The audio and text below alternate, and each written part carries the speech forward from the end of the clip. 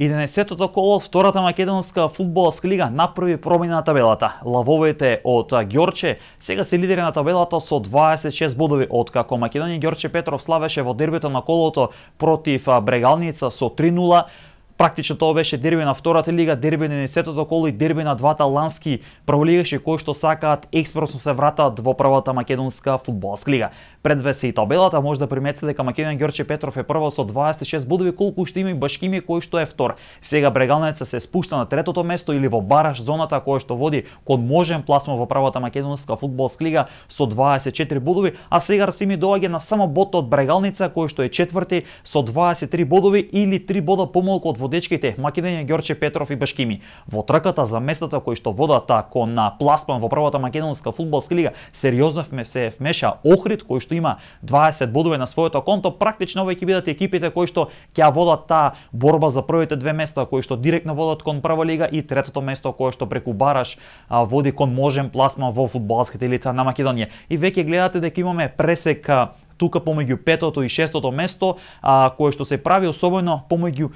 шестото место каде што е практично Кожов и четвртото и третото место. Кожов од Гевгели има 17 бодови, пополека веќе како да го губи чекорот со водечките екипи или местата практично кои што водат кон на првата македонска фудбалска лига. Беласица, за кој што и претходно анализиравме, изборувавме со млад тим, покаже и докаже практично дека може да се носи во втората македонска фудбалска лига, да ги совладува тие второлигашки предизвици. Беласица е седма со 16 бодови на своето конто, додека пак Саса и Детонит Плочковица го делат место со по 15 бодови на своите конта. Она што претходно зборувавме околу Беласица, Струмични помина доста екипи кои што беа пред нив, како што е случајот со Саса, Детонит Плочковица. На 10-тото место е Прилепска победа која што со 6-2 триумфираше над Финерџијата Вардарски, со што победа веќе пополека се зацврстува во тој средишен дел од табелата. Има 13 бодови на своето конто и практично работи на тоа да го измени ланското сценарие кога победа преку Бараш овладувајќи го шампионот на трета лига Север Куманово во втората лига. Тука е Вардар неготино со 11 бодови на 11-тото место и Новаци кој што има изброј на бодови како и тимото Неготино кој што на 12-тото место, а пак Скопје некогашниот прволигаш е на 13-тото место со 10 бодови или место на таа бараш зона. Во долниот дел од табелата имаме некоја израмнетост, но практично овие три екипи дефинитивно ќе водат таа тешка борба за опстанок. Осогово на 14-тото место со 5 бодови, тоа е место кое што или практично таа бараш зона за опстанок во втората македонска фудбалска лига. Во зоната за директно испаѓање се Борец со 5 бодови и Вардарскиот Богданци со 2 бодови, или единствениот тим кој што нема триумф во ова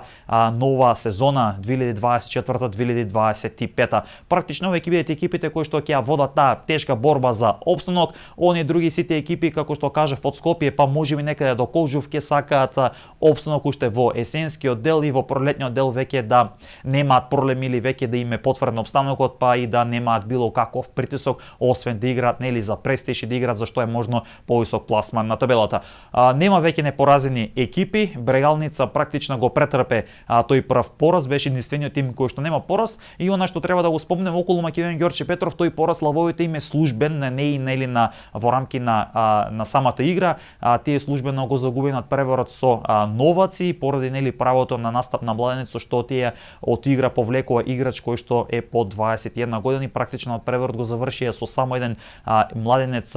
во составата, треба да се заврши со двајца играчи. Она што претходно нели зборувавме и во претходните изданија и претходните анализи кои што ги правевме и во трибина, меѓутоа и во самите прилози на телевизија. Она околу самата табела за која што зборувавме и самите резултати кои што ги имаме, и претходно јавувавме дека ќе има тренерски промени. Таква тренерска промена се случи во Борец. Даниел Стојановски повеќе не е тренер, така да Борец во следниот период ќе го добие дури третиот тренер по 11 одиграни кола. Колку тој нов тренер ќе овозможи стабилизација пред се резултатска на Борец, останува да видиме, со оглед на фактот дека Велешни кој што лани како шампиони во трета лига Југ го совлада Велозерими шампион на трета лига Запад во баражот со 3-2 во Битола и дојдоа во трета, односно во втора лига, навистина ми оди тешко и веќе по полека ќе мора да размислуваат многу посериозно да дојдат до тие потребни бодови за да не дојдат до ситуација однова експресно да се врата назад во трета лига југ. Ова е кратко колова анализа, уште еднаш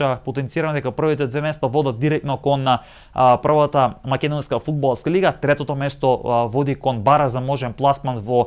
првата македонска фудбалска лига и практично веќе во недела кога ќе биде одиграно 12-тото коло пред репрезентативната пауза ќе се соочат Брегалници и Арсими. Тоа ќе биде дуел во кој што или дерби на колото каде што практично трите бодови се од капитална важност и за едните и за другите. Брегалница уште го пречекува Арсими, тоа ќе биде дерби на трети и четврти на табелата. Брегалница само 3 бода ќе гледа како опци, бидејќи во секој друг случај може да заостане во однос на првите две позиции, меѓутоа ако загуби во тој случај Арсими ќе се пробие до третото место и сериозно ќе се вмеша во првите две места, односно може да се изравни во зависност од резултатите на Македонија, Ѓорче Петров и Башкими, така да веќе во недела дербито на 12-тото коло се игра во Штип помеѓу екипите на Брегалница и Арсими и она што можеби ќе донесе до крајот практично ова есенска полусезона, практично снуват уште 4 кола, ќе донесат можеби уште некои промени на табелата со што веќе уште појасно ќе се изфилтрират екипите кои што ќе претендираат за прва лига и оние екипи кои што ќе се борат за опстанок. Кажав уште еднаш, првите 3 екипи ќе мора веќе да размислуваат посериозно можеби за некои промени, особено Осогово кој што е во бара зоната и кој што лани во последното коло се спаси за опстанок, Борец и Вардарски кој што веќе, особено Вардарски, веќе во една тешка ситуација каде што и таму се случи тренерска промена, резултатите се такви какви што се единствен тим кој што нема триумф во ова втора македонска фудбалска лига.